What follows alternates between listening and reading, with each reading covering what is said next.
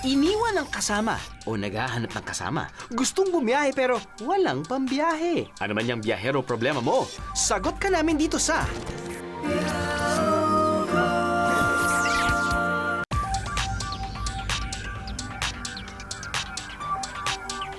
Magandang gabi mga biyahero at kasama niyo naman po ang DJ na ang bawat biyahe may hugot. Ito ang programa na pinamagatang Hindi natin patatagalin pa ang kwentong ito dahil pupuntahan na natin ang ating nagliliyab na telepono. That's right, hotline. Gets nyo naman yun, no? Okay, mukhang dumadami na yung mga callers natin ngayon, no? At sige, i-press ko na to. Hello, good evening. Sino po ito? Hello. Sir, kayo po ba yun nandyan? Hello. Parang kilala ko tong boses na to. Hello, Sir Drew. Hello. Si Ray? Sir, yes, naunahan ko sila. Buti Bah, na lang, naunahan ko. Ba, ikaw, ano ba? Pareho, kasama na naman tayo? May- Every week na tayo magkasama tapos ikaw pa rin yung makakausap ko. Sir, itong panahon ngayon, may problema po kasi ako. Hindi po ito dun sa dahil sa trabaho natin. Sabi ko na nga sa'yo uminom ka na ng antibiotics. Sir, hindi din po Ha? ito. Okay. Pwede ko na po ikwento sa inyo. Ay, sige. Alam mo kasi marami na rin tumatawag. No? Sige, go ahead. Ganito po kasi yun. Okay. May plano talaga kaming umalis. Aha. Yung mga barkada ko, mga matagal kong barkada, na pupunta dapat kami ng Coron. Oh. Yung budget namin, sakto lang. Mhm. Ito po yung katanungan ko, nagka-problema po kami sa mga komunikasyon. So, hindi na po kami natuloy. So, gusto ko po talagang matuloy ito. Kahit ako po mag-isa lang. Ang hinihingi ko po sanang advice sa inyo, sir, kung ano pong dapat kong gawin para makamura at yung pera ko sakto lang. Ang advice ko sa'yo, humanap ka ng bagong barkada. Ray. Sir? O, bakit? Ikaw na, Sagot diba? naririnig mo naman ako eh. Oh. Ray, naalala mo ba yung Dinggalan episode natin?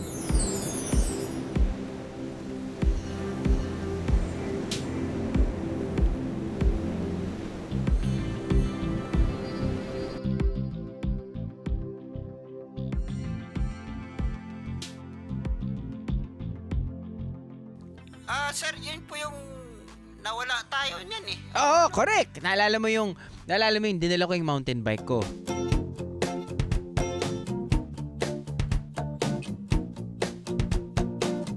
Diba? Dala-dala ko yung mountain bike ko niyan eh. Tapos nun, bago tayo nag-mountain bike, parang meron tayong hinahanap na mag-wall climbing ba? Diba? Umakyat pa nga tayo dun sa bundok na yon. Tapos nun, huminto na lang tayo dahil tinanong natin dun sa tour guide natin na asan ba papunta to? Sabi niya, hindi ko rin nga alam sir ba't tayo nandito? So, naalala niya yan? Oo, yun nga eh. Di ba? At naalala mo rin na meron tayong pinuntahang falls, yung mountain bike natin papunta doon. Yun, di ba? So, nagkakaroon ka na ng clear picture Yes, about sir, this yes, sir. episode.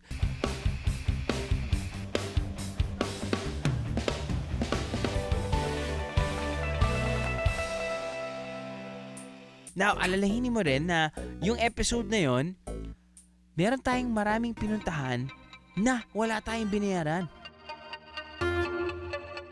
Importante yan para sa mga listeners din natin ha. Para mabawasan ang hugot nyo. Kapag gusto nyo makamura, importanteng magtanong sa local tourism at hindi nyo alam kung ano ang ibibigay nilang impormasyon para masulit ang biyahe nyo at para humaba yung budget nyo. Dinggalan syndrome anyone? Sa ganda ng Dinggalan, Aurora, parang ayaw mo na raw umalis dito.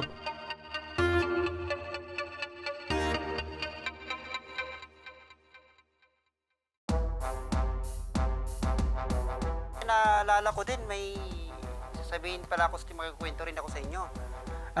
Baka hindi pwedeng malaman to ng ano ha? Ng mga tao. Hindi ito sir, live ito. Ha? Okay. Okay. Oh. Naalala ko lang kasi sir, yung nagbiyahe tayo ng Laguna. Laguna. Oo, Kabinti, sa Kabinti, tapos 20 lang yung yung entrance ng falls. Kaya nga tinawag na ka-20 Kaya eh. nga, sir, kasi pag 25 hindi na pwede. Ka-25 na Doon yun. lang ako pupunta. Dito, sulit ang 20 pesos mo. Ito rin ang dahilan kung bakit biglang nakilalang bayan naman ng Louisiana sa Laguna. Isang waterfalls na may taas na 70 feet ang naghihintay sa bawat biyaherong naghahanap ng mura at sulit na adventure.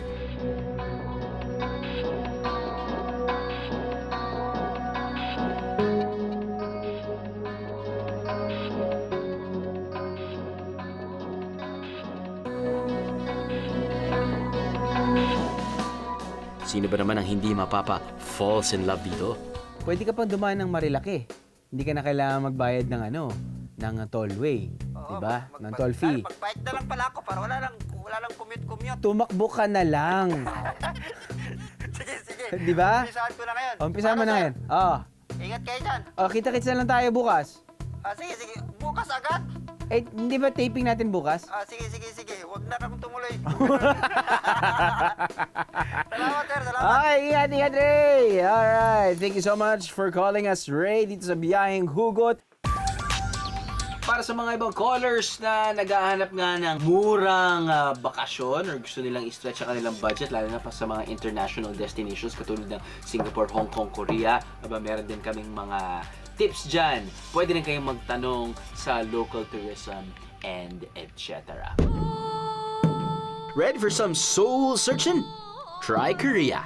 Annyeonghaseyo! Welcome to Korea. Annyeonghaseyo!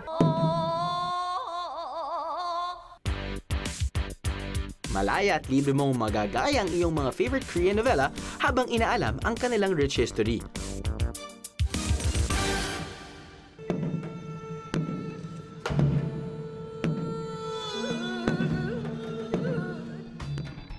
So in a nutshell, kapag papasok kayo dito sa Korean Culture Exhibition Hall nila, papakita nila yung mga iba't ibang klaseng damit ng lalaki, ng babae, ng mga taong medyo mataas ang rangko.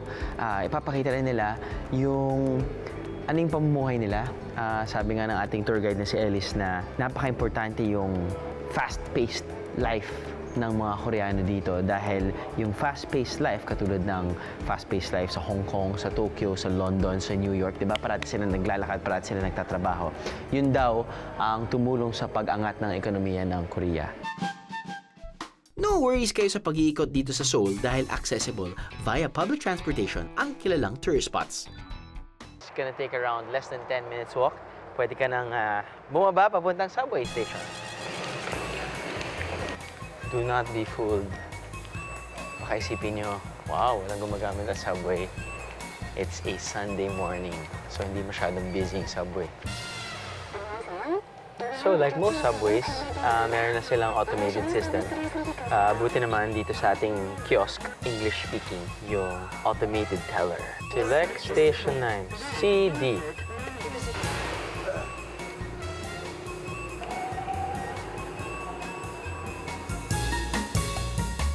Korea! Kayo pa rin syempre nakikinig sa programa ng mga biyaheng may hugot. Ito ang... Alam mo, naalala ko lang kasi itong kwento na to, nung isa sa mga monumental travels namin abroad, hindi namin talaga makakalimutan yung na-experience namin sa Israel. Naku, it's such a beautiful first world country. Alam mo, bukod sa Holy Land experience namin, yung pagkain talaga, yun talaga yung nadala ko talaga sa Pilipinas yung Mediterranean cuisine na gusto ko talagang parating kainin. Yeah. Anak ng tinapa. And Speaking of which, naalala ko, meron kami pinuntahan doon na Temptation Mountain. Yung Temptation Mountain na yun, syempre, maraming mga turista pumupunta doon. At may mga, syempre, nagbebenta rin ng mga kung ano-ano. Isa na dyan, yung pagbenta ng parang prunes. Ang okay sa kanila, nag-o-offer sila na free taste testing. Dahil nga, syempre, ang okay yung option na yon, bago kayo bumili, pwede nyo matikman. Kung hindi nyo naman mabibili, nakakain kayo ng libre. Di ba? Anyway, kwento lang yun. Pero I think meron tayong caller ngayon at ang caller natin ngayon, pangalan niya yata ay si Maya Maya. Maya Maya? Hi, DJ Drew. Manghihingi lang po sana ako ng advice sa inyo kasi matapos ang ilang buwan namin pagpaplano sa group chat, finally matutuloy na yung trip namin papuntang Batanes. Wow! Yun. Batanes! Naku, alam mo, ang Oo. Batanes talaga, napakaganda niyan. Alam mo, parati nagtatanong mga tao, gaano kaganda ang Batanes? Sabi ko, kung meron kayong dalang camera, bato nyo lang. Tapos nun, yun na yung perfect shot. Kung gusto mong mahulog sa'yo ang iyong nililigawan, ay nako, napaka-romantic ang Batanes talaga na yon.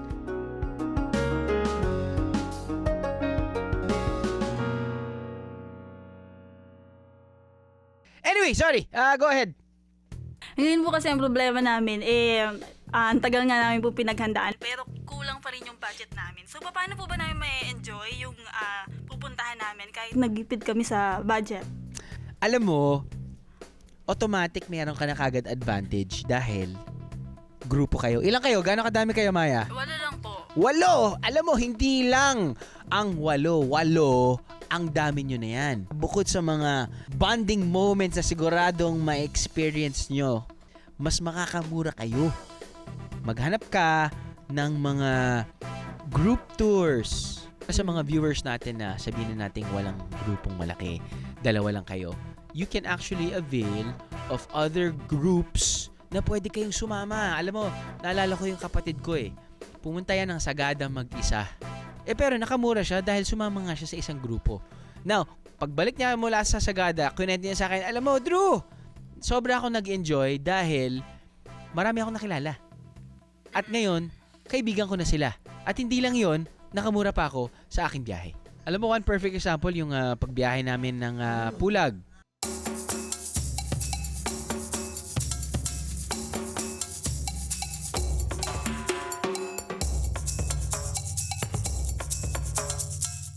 Siyempre, hindi lang kasama ng asawa ko, pati kasama din ng buong tropa ng biyahe ni Drew.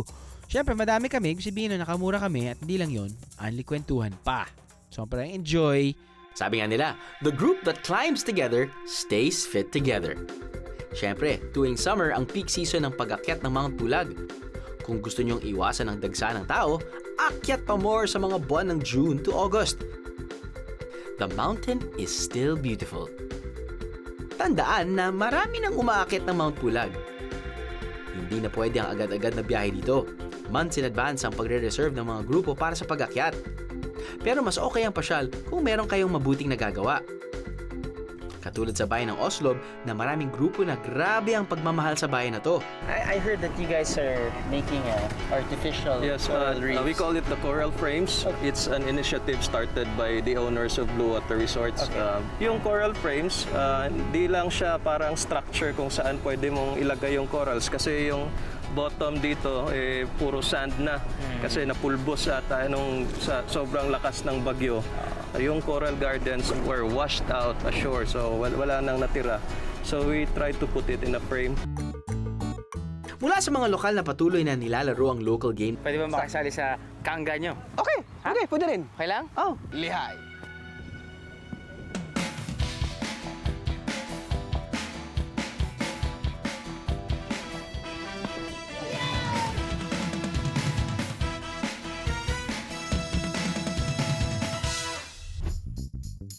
at mga nanay na gumagawa ng local delicacy na podrida.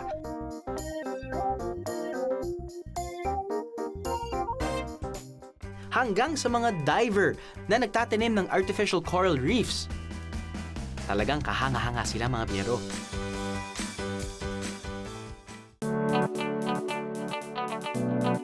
Hindi lang sa local destinations may mga group tour. Yan din ang pwede niyong gawin kung nais niyong makamura sa pagpunta sa Israel at Jordan.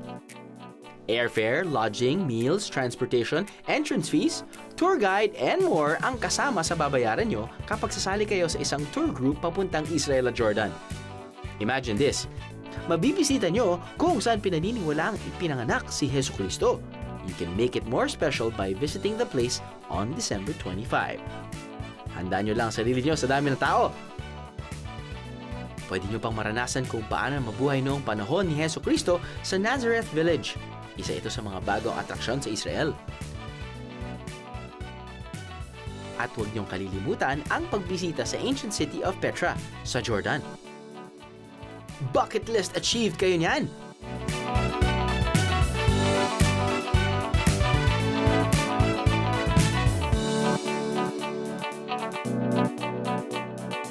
Plus, may bago pa kayong mga kaibigan kapag sumali kayo sa isang group tour. Alright mga biyahero, nandito tayo ngayon sa parte ng ating programa kung saan magbibigay kami ng mga practical tips sa inyong mga biyahero. Kung minsan kasi hindi natin alam kapag bumabiyahe tayo, lalo na sa ibang bansa, magkakaroon tayo ng mga emergency situations. Ito yung tanong ko sa inyo. Ano ang gagawin nyo kapag nasa ibang bansa kayo tapos nun, kulang ang pera nyo pangkain? Naalala ko nga nung pumunta kami sa Japan. Nag-shoot kami sa Japan. Syempre, yung Japan cuisine na finiture namin kakaiba. Nagulat kami. Hindi dahil hindi masarap. Nagulat lang kami sa panlasa namin. So, ibig sabihin nun, hindi pa kami sanay sa pagkain na yun. Ibig sabihin nun, hindi kami nakakain ng tama. Syempre, gutom na kami, di ba? Ang nagawa namin, naalala ko dahil pumunta kami sa isang pasalubong area, may mga free taste testing. Doon kami bumawi. Well, it's not really the most complete meal. Pero at least pantawid gutom bago kami pumunta sa convenience store. Sabi nga nila actually ng bawat biyahe, kapag nag-offer sila ng libre, tirahin lang hanggang mabusog at wala ka nang bibilhin. Hindi kailangan pasalubong pa ito. Popping sensation inside your mouth. Ang pagkain, puro mura. Pero ako, nagmamahal. Tulad nito, simulan natin sa appetizer. Would you like some cheese, madam? Kilala ang Malagos Farmhouse sa pagkakaroon ng finest quality of cheese sa Davao. Meron silang 13 klase ng keso na hindi lang kilala sa Pilipinas kundi sa ibang bansa. Buti pa ang mga kesong ito, nakilala mo na. Pero ako, hindi pa. Push it out. Yeah. Push it up. This is a 3-month-old cheese. May ganun pa yun, no? Yeah. So is it? So the older it gets, the better it Well, tastes. for me, the better. Better it tastes. Yeah.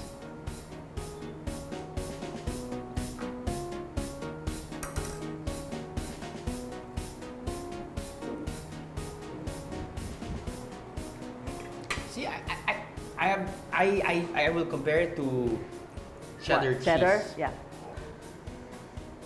So smell first. Smell? It's not funky. It's not. It's not.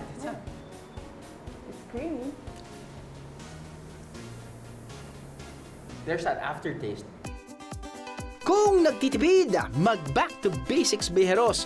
Hulihin nyo ang main course nyo. Ibang klase rin ang sarap kapag pinaghirapan mo talaga ang ulam mo.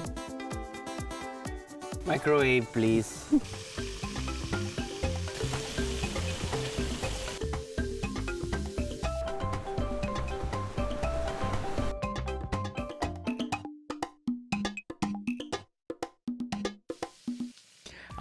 Ito na. Sige, kuha na tayo ng colors ngayon. Medyo dumadami na naman. Medyo umiilaw na naman yung telepono natin. Parang Las Vegas. Hello, caller number 34! Hello? Hello, yes. Ano pong pangalan nyo? Ako po si Leonard. Yes, Leonard. Go ahead. Anong may tutulong ko sa'yo? Akit ka ng puno! Nandito kasi ako sa bundok. Sa bundok? Oo. Saan bundok yan? Saan probinsya yan? Dito po sa sa Mountain Province. Mountain Province. Okay. Wow, nasa Mountain Province ka pala. Uy, alam mo, okay dyan sa Mountain Province. Ilang beses na kami nakapunta rin dyan. Masaya, mapresko yung lugar, mababait yung mga tao. Sandali po. Hello? Choppy po kayo, Sir True. Hello? Choppy. Ay, hindi. Kung choppy lang, pumunta na tayo sa next caller. Anong may tutulong ko sa'yo? Leonard. Sir, nawala po ako dito sa bundok. Tapos, wala na akong pagkain. Wala ka ng pagkain?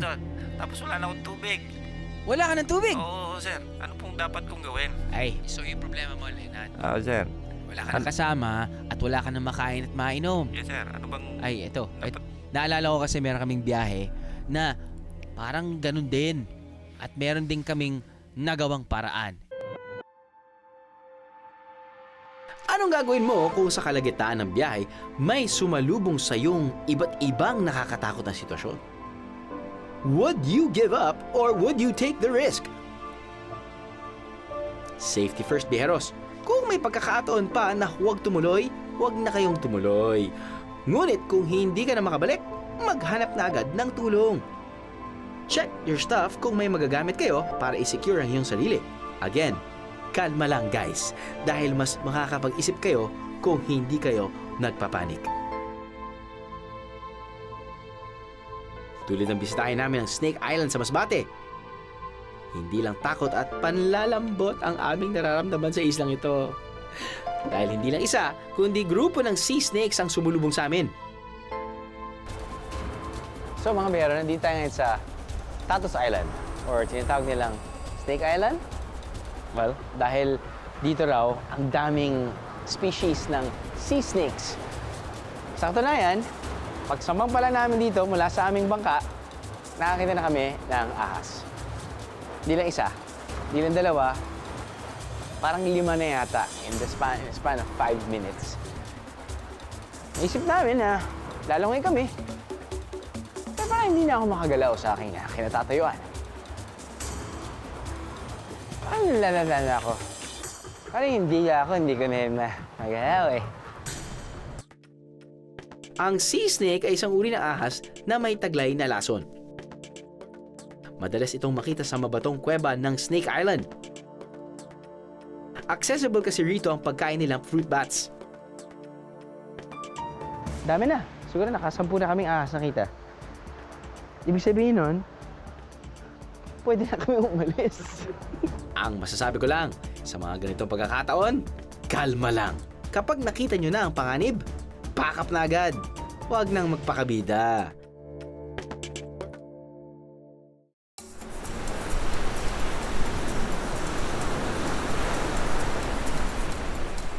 Sa dagat ng Dingalan, makikita ang Lamao Caves. Isa itong malaking kuweba na may iba't ibang entry point mula sa dagat. Madalas itong pasukin ng alon, kaya hindi madaling mag-explore dito. Kapag nalagay sa ganitong sitwasyon, tandaan na makinig sa payo ng locals at mas maganda na huwag nang ituloy ang inyong balak. So yung nakikita natin ngayon ay isa sa mga madaming caves dito sa Lamong, no? Yan, openings, maraming cave openings ng Lamong. Pupuntan nyo na lang sa dalawa. Okay. Kaya ang mangyayari, masyado malaki yung bangka natin dahil marami din yung tao. So, lilipat tayo sa isang maliit na bangka at papasukin natin yung kuweba.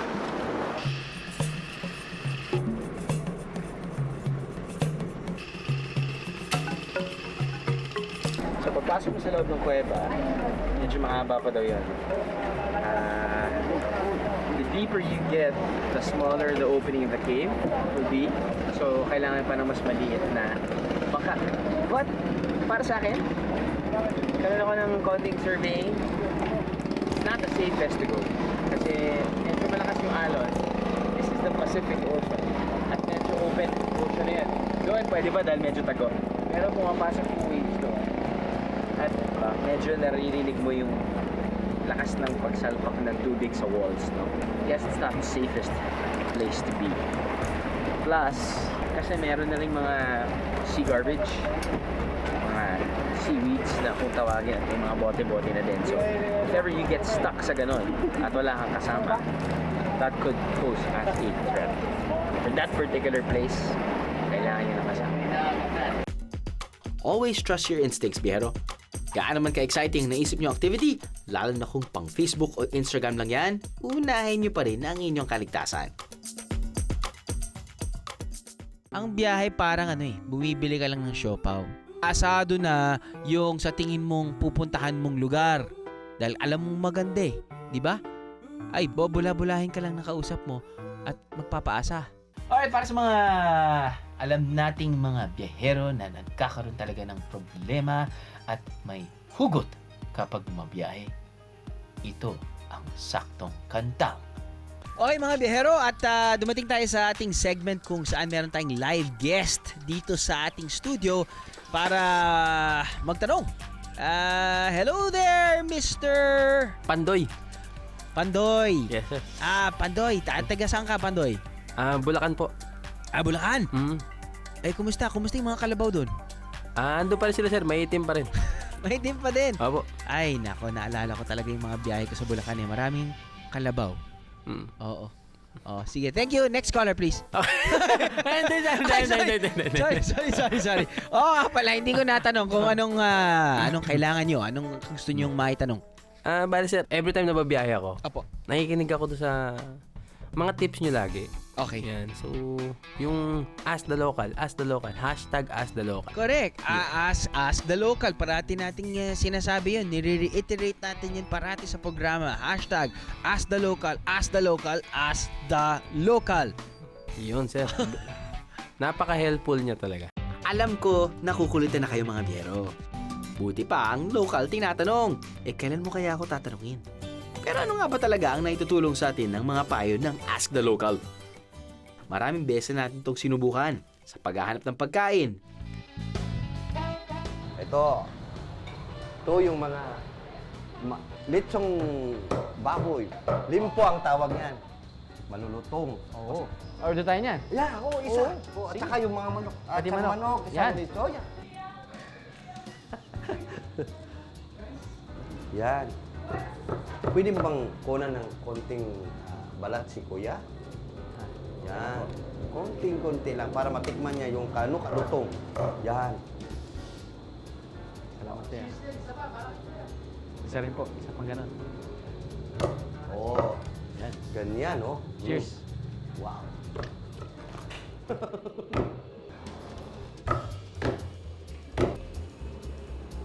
Harap.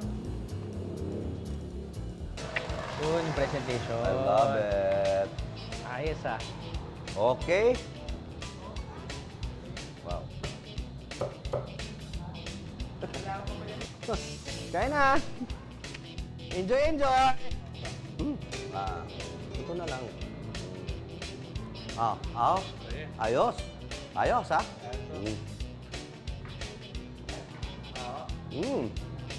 Yummy. Manami. Parang work of art. Mo? Chinap niya muna. Kinuha niya muna doon. Buo yun. Chinap niya muna. Hindi, actually sininice niya muna pag ano. 3 bagay. Tapos chinap niya. Isa-isa. Tapos nilagay niya sa plato na isa-isa. Part by part. Layer by layer.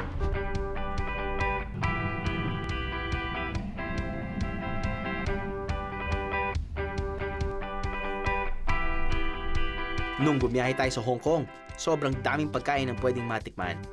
Kung ano ang pinakamasarap na kainin? Well, we asked the local. So I just told someone off the street, this is Vivian. And Vivian became my official tour guide for 5 minutes here on the street of, what's the name of the street? This is Tajun Street. Kita niyo ba yung style ko?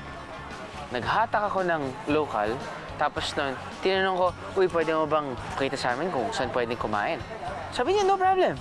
Oh, sino yung pumipila ngayon? At sino yung magbabayad? Light taste first. Yeah. Okay. This is the banana cake. This is banana cake. Look at that texture. I like. Espasol on roids. Oh, it is very crunchy. You can buy it.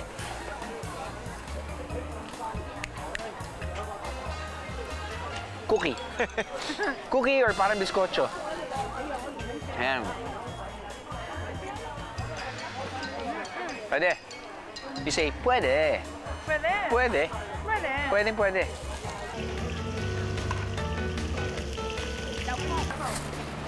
Very refreshing. I like it. Kung dayan-dayanan, tunga karsada, matsyag mo, ikaw tag... Ako mangutang ka, madasig ka, kung magbayad, makuri ka.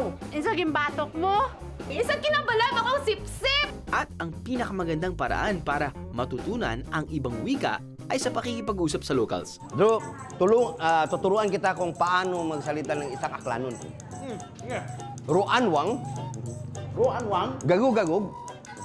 Gagug-gagug. Gagug-gagug. Gagug-gagug. Gagug-gagug. Sagugan-yugan. Sayugagugan. Yes! Okay. Ruanwang. Ruanwang. Gagug-gagug. Sagugan-yugan. Nga, ang kalabaw naliligo sa putikan. Hindi ko yata magagamit yan. Pisik-pisik. Pisik-pisik. Ay, Bisaya, pisik-pisik. Buuan ang tanom. Ha? Buuan ang tanom. Buwan ang tanong. Buhay ang tanim. Buusan. Kahit ibang biyeros, nakahanap din ng good finds dahil dito.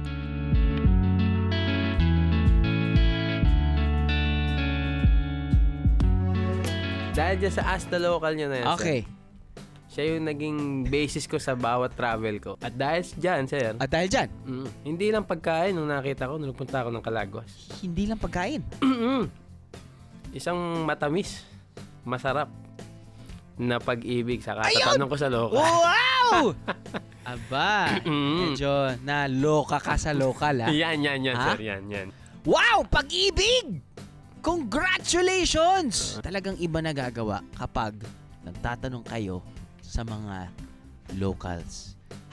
Naalala ko, Pandoy, gusto ko lang magkwento din, no? Dahil meron akong isang biyahe.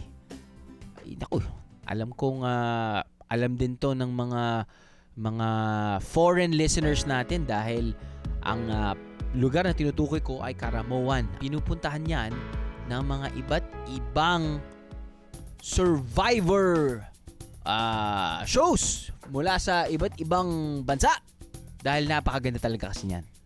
Now, naalala ko nung bumiyahe tayo sa Karamoan, I think naghahanap tayo ng mga cliff diving spots. Meron tayong napuntahan doon na parang 20 feet. Okay, alam mo nang pinupuntahan talaga ng mga turista dahil meron silang diving board. Pero nung naghanap tayo ng mas mataas pa, doon talagang nagkaroon ng bisa yung pagtanong natin sa locals dahil pinuntahan natin yung hindi talaga pinupuntahan ng mga turista. Pinuntahan kasi natin, matigas kasi ulo natin, pinuntahan natin yung talagang sobrang hirap kahit kasama pa ng panahon. Tinanong namin na parang, uy, saan ba? Saan ba yung mas mataas? Saan ba yung mas exciting? Sir, sigurado ba kayo? Ang mahirap to. Dahil yung pag-aakyatan nyo, galing sa tubig, hindi galing sa bangka. Pinursige pa rin natin. Nag-wall climbing muna tayo bago tayo umabot doon sa tuktok ng pagtatalunan natin.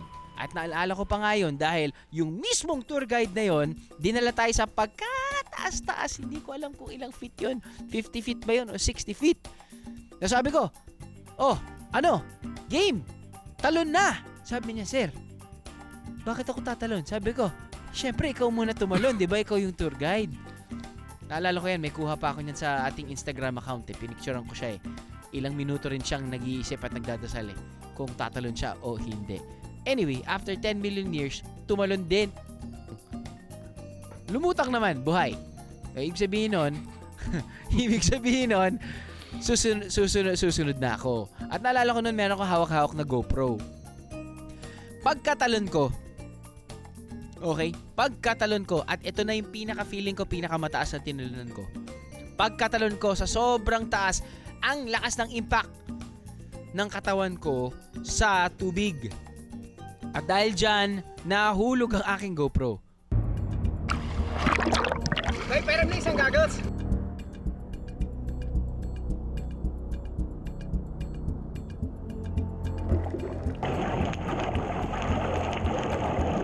Diyan, sir, diyan.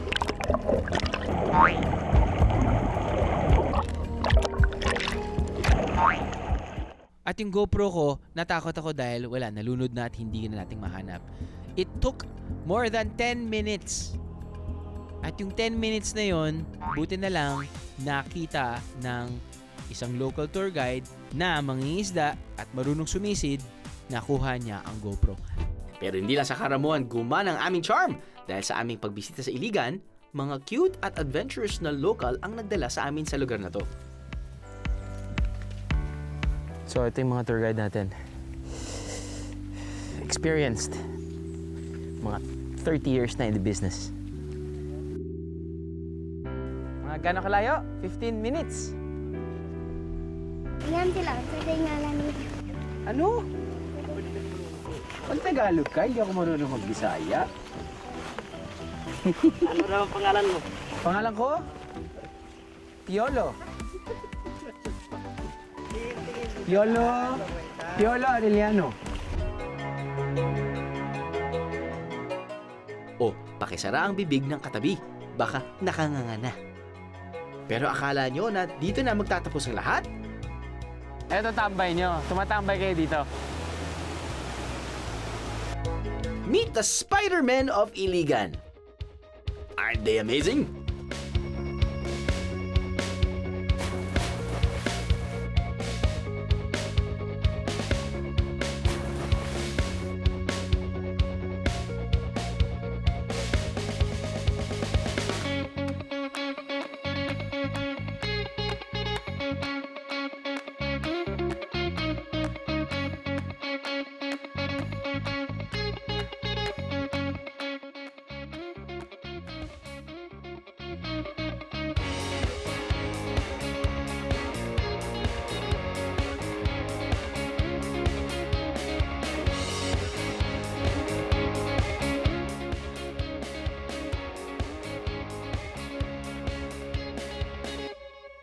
Alright! Natapos na naman po ang isang oras na masaya at hopefully very informative na radio show namin, munting radio show namin na Biya Hugot. Bago tayo magtapos, nais ko lang mag-iwan ng very smart and famous words. Wherever you go, there you will be. Ako po si Drew Arellano at ito ang Biya Hugot. Maraming salamat.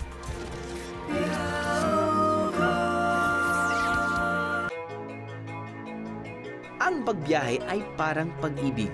Minsan, nawawala ka, nasasaktan ka, napapagod ka, at nabubutas pa ang bulsa.